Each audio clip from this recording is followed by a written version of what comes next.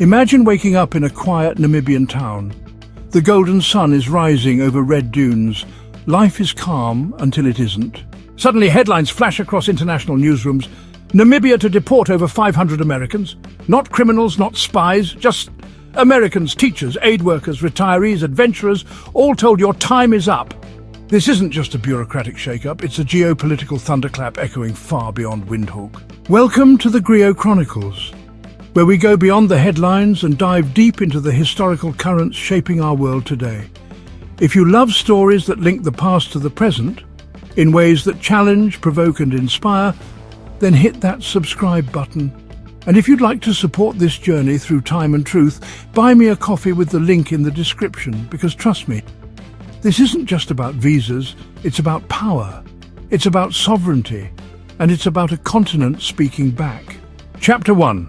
What's happening right now? Let's break it down. In a move that caught both Washington and the travel community off guard, Namibia has ended its visa-free travel agreement with the United States. Effective immediately, all U.S. citizens are now required to obtain visas before entering the country, something they haven't had to do in years. But that's not all.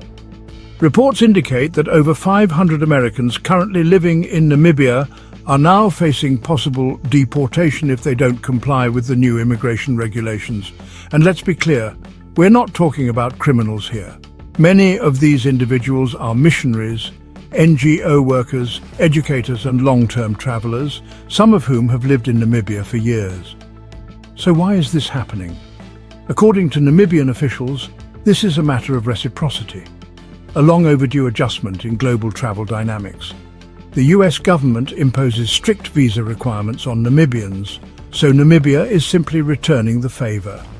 Government spokespersons have stated that this isn't an act of hostility, but a stand for sovereign equality. If we must apply for a visa to visit the US, one official said, then it's only fair that US citizens do the same here. The message is clear. Africa is no longer playing by someone else's rules. International reactions have been swift and mixed. American expats are concerned, travel forums are buzzing, US officials have expressed concern but have yet to issue a formal response. But here's the thing. This moment isn't isolated, it's historic. And to understand why Namibia would take such a bold step, we have to rewind the clock. Because in a world shaped by colonization, globalism and uneven partnerships, this move by Namibia may be about more than visas. It may be about rewriting the rules entirely. To truly grasp this moment, we must examine the invisible passport hierarchy, a modern-day relic of a very old world order. During the colonial era, movement wasn't about freedom, it was about control. Europeans could travel freely across their empires while colonized Africans needed passes or permits to move within their own lands. Travel wasn't a right, it was a privilege reserved for the powerful. Even after independence, this imbalance didn't just vanish. International travel infrastructure, embassies, visa agreements, security protocols, was built on the scaffolding of colonial power, and it still favors the global north. Today, a United States passport opens nearly 180 doors without a visa. A Namibian passport? Less than half that. So when Namibia says enough is enough, it's not just reacting to a travel policy, it's demanding historical justice. This is a country that fought fiercely for its independence, breaking free from both German colonizers and South African apartheid rule. Namibia knows the cost of sovereignty, and it's not afraid to defend it. What we're witnessing now isn't just a visa adjustment. It's part of a broader rising movement across Africa, one where nations are reclaiming power, setting boundaries and redefining how they engage with the West. The question isn't whether other African countries will follow. The question is, how soon?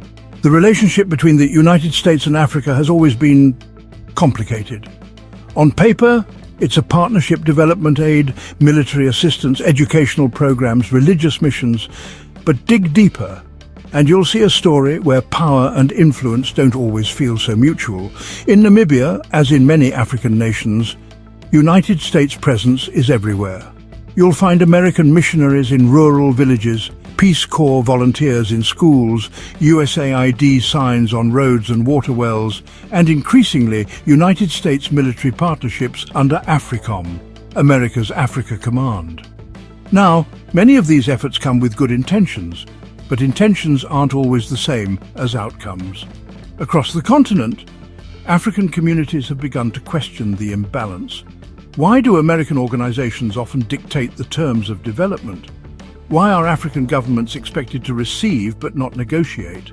And the most uncomfortable question of all, why does it still feel like foreign hands are shaping African futures? Let's be clear, this isn't just about soldiers or aid workers, it's about sovereignty, about Africans asking who holds the power in our own countries. In Namibia, that question has come to a head, and this visa standoff, it's not just administrative, it's symbolic. The quiet grumblings of decades have risen to a full-throated statement. We don't need saviors, we need equals, and that's what makes this moment so powerful. So why should the world care about a visa policy from a small country in southern Africa? Because it's not just about Namibia, it's about what's coming next. This decision, to deport over 500 Americans and end visa-free access, is a ripple that could become a wave. Already other African countries are watching, and some are quietly re-evaluating their policies. Could we be witnessing the start of a new African diplomatic era? One where reciprocity, respect, and agency become the new standard? For American expatriates, tourists, and institutions, this marks a turning point. The era of automatic access, of passports opening doors by default, may be ending. What replaces it? Mutual agreements, not assumptions. Diplomatically, the United States now faces a challenge: adapt or offend. The West has long operated on the assumption that its presence in Africa is always welcome, always justified. But this moment proves otherwise. Because while the headlines may read Namibia to deport Americans, the real story is deeper. It's a quiet revolution, a continent no longer content with imbalance, a people choosing self-definition over appeasement. And that's why the Griot Chronicles is telling this story. Because history isn't just in the past, it's unfolding right now. And when a nation like Namibia stands tall and says, "This is our land and these are our rules," well, that's not just history, that's power. In the quiet corridors of policy change, in the seemingly small decisions of visa forms and deportation lists, history watches, silently, closely. Because every now and then a moment comes along that doesn't just make news, it echoes. This is one of those moments. Here at the Griot Chronicles, our mission has always been clear: to uncover how the past isn't just behind us, it's all around us, living in our systems, whispering through our decisions, roaring in the headlines we don't always understand, until we look deeper.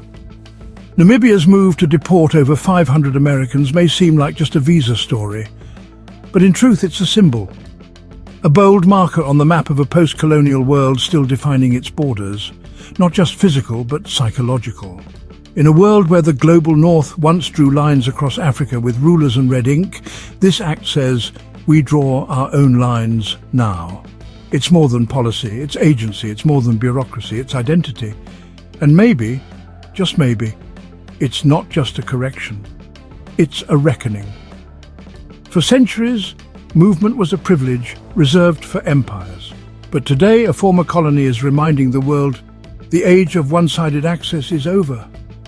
So is this the start of a new diplomatic framework, a more equal world order?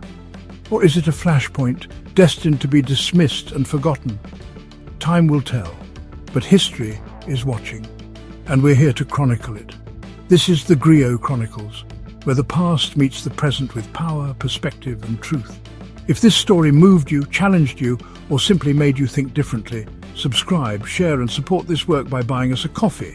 Link in the description. Because as long as people keep rewriting their own stories, we'll be here to tell them.